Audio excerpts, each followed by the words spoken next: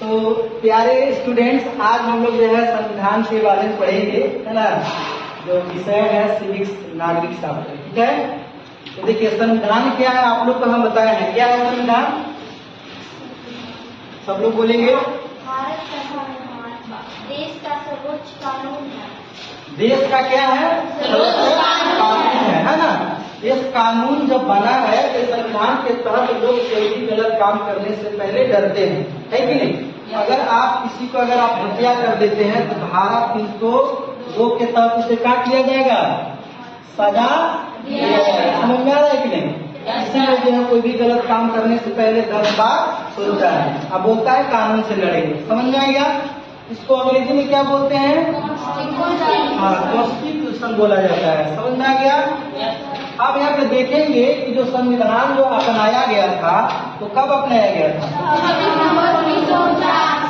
26 नवंबर 1949 को जो है संविधान को अपनाया गया था। मतलब हम इसको मान लिए, जैसे शादी ब्याह होता है तो लोग डेट इसे फिक्स कर लेता है, पर बिल्कुल तरह से तो वो नहीं ना हुई है, तो उसको हम मान लेते हैं क्या मेरा है, लेकिन जब शादी ब्याह हो मतलब आ जाता है तो लागू हो जाता है। समझ में आ गया कि नहीं? तो ठीक उसी प्रकार से जो संविधान जो अपनाया गया था 26 नवंबर 1949 को, इसलिए जो है 26 नवंबर को जो है संविधान दिवस मनाया जाता है। समझ में आया? तो पूछेगा संविधान दिवस क्यों मनाया जाता है 26 नवंबर को ही, तो क्या बताएंगे? क्योंकि 26 नवंबर 1949 को अपनाया गया। अब देखिए लागू कब किया गया था? 26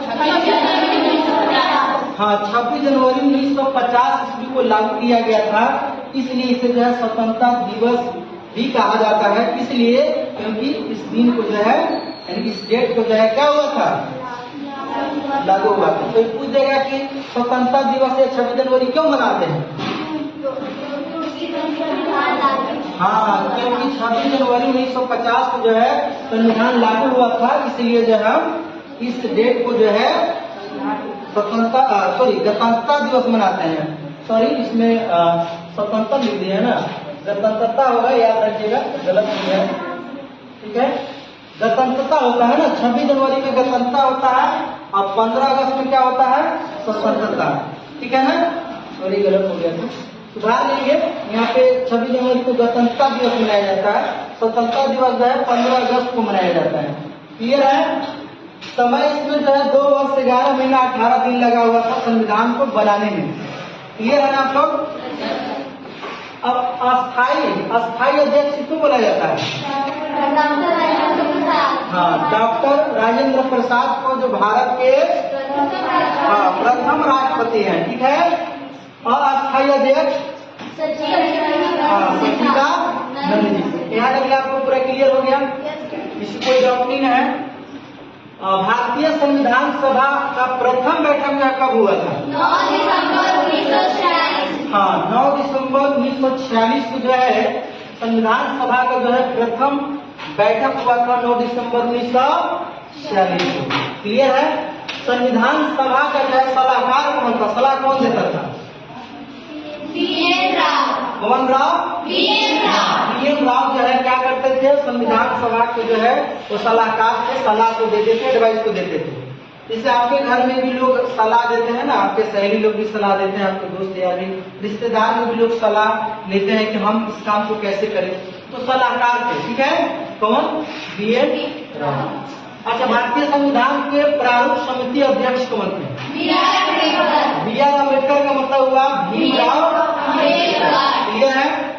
उसके बाद में आप देखेंगे कि भारतीय संविधान सभा के उपाध्यक्ष कौन थे? मुखर्जी। याद रहेगा ना? संविधान सभा को सजाने का काम किसको मिला था? नंदलाल घोष को ना, उनके टीम मिल करके। जैसे आप देखेंगे संविधान जब आप पढ़िएगा, जो आपकी बुक है देखेंगे, है ना, बहुत सारे बुक में आप देखेंगे कि उनका तस्वीर, मतलब बहुत सारे तस्वीर लगा हुआ है, मूर्ति का बहुत सारे, तो जो डिजाइनिंग तो देने के काम करते थे, अरेंजमेंट करने का काम करते थे, नंदलाल घोष करते थे और उनके टीम करते थे। सबको समझ में आ रही है? क्लियर है ना? आप देखेंगे कि संविधान के अपने हाथों से कौन लिखे थे? अपने हाथों से, हाँ, अपने प्रेम बिहारी नारायण रायजादा जो है अपने हाथों से खूबसूरत राइटिंग में अंग्रेजी में इटालिक मतलब भाषा में लिखे। इटालिक समझ में आ रहा है ना? इटालिक इसे हम टेढ़ा करके लिखते हैं, जिसे हमको लिखना है रामायण। देखिए टेढ़ा है ना, जो टेढ़ा टाइप का हम लिखते हैं इसको हम लोग बोलते हैं इटालिक। क्या बोलते हैं?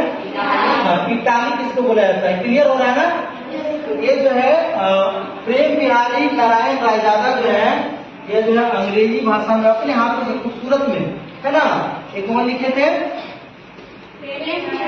रायजादा। सबको समझ में आई? तो संविधान से संबंधित इतना क्वेश्चन था जो आप लोग को हम जानकारी दिए, और टाइम आपको मिलेगा तो हम जो है कल आप लोग को मौलिक अधिकार पढ़ाएंगे, फंडामेंटल राइट्स। पता है ना, आप लोग सारे बच्चे जो है पढ़ के आएंगे, जिसमें 6 जो है इसमें आते हैं ना। तो समता अधिकार, स्वतंत्रता का अधिकार है ना जी, इसमें शोषण के विरुद्ध अधिकार है ना, धर्म की स्वतंत्रता, संस्कृति, शिक्षा अधिकार है ना, ये सब सारी चीजें आती है। देखिए यहाँ पे लिखा हुआ भी है, समता का अधिकार, शोषण के विरुद्ध अधिकार, सांस्कृतिक और शैक्षणिक अधिकार, स्वतंत्रता का अधिकार, धार्मिक स्वतंत्रता का अधिकार और संवैधानिक उपचारों का अधिकार। तो कल हम इसके बारे में आपको डिटेल से जो है जानकारी देंगे और आप लोग भी पढ़ के आएंगे। ठीक है? तो धन्यवाद, थैंक्स।